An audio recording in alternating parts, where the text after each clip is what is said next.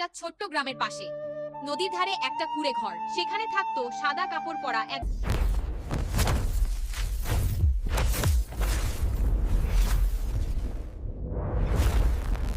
বুড়ো মানুষ।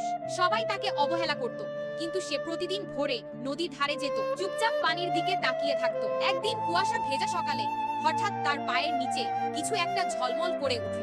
সে হাত বাড়িয়ে পানির নিচ থেকে তুলে আনলো একটা সোনার কচ্ছপ। হঠাৎ কচ্ছপটা কথা বলল, ভয় পেও না বুড়ো মা, তুমি আমাকে মুক্ত করেছো। এই নাও একটা জাদুর কল। এই কল চাপলেই তোমার একটা ইচ্ছা পূরণ হবে, কিন্তু দিনে মাত্র একবার। বুড়ি প্রথমে চাইলো একটু খাবার, দোষক কল চাপতেই তার ঘর ভরে গেল চাল, ডাল আর খাবারে। তার চোখে আনন্দের জল চলে এলো, কিন্তু ধীরে ধীরে তার মন বদলে গেল। সে চাইলো বড় বাড়ি, চাইলো সোনা গয়না, চাইলো চাকর বাকর। তার লোভ বাড়তেই থাকলো।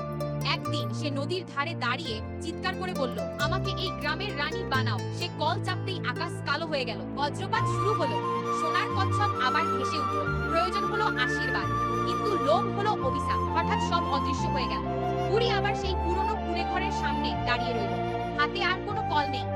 সে তখন বুঝলো, যা আছে তাতেই সুখ।